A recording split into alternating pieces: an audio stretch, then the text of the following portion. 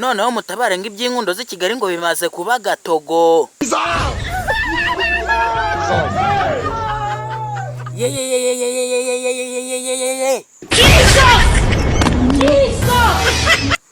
Ubwo tumaze iminsi twumva amasasu arimo kuvuga ngo hari couple y'abantu bari bamaze iminsi bari gukundana. Aha. Isasu ribariguye aho ngaho. Aribwo umuhungu yahise abwira umukobwa ngo avuga uvuye aho ndagiye tuzahurire mu Rwanda.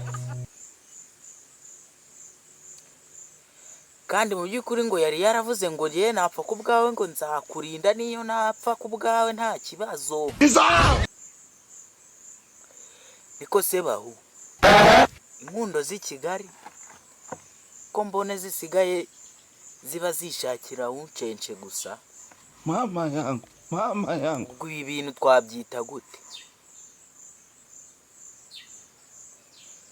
Njyewe rero reka mbabwire, uwo nabwiye ko napfa kubwe guhera uyu munsi amenye ko namubeshye.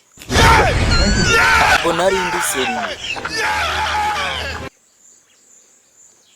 Niko se bahu reka ntangire mwiyumvire. Guys, umuntu wese nari narabwiye ngo napfa kubwe nkamubwira ngo namwitangira amenye ko namubeshye.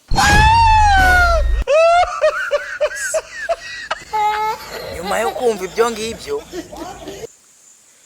twaje kuvumbura ko ikibitera abivuga ari uko yishakira uncenche. Maze akagushuka akakubeshya koko nawe ukabyemera. Niko se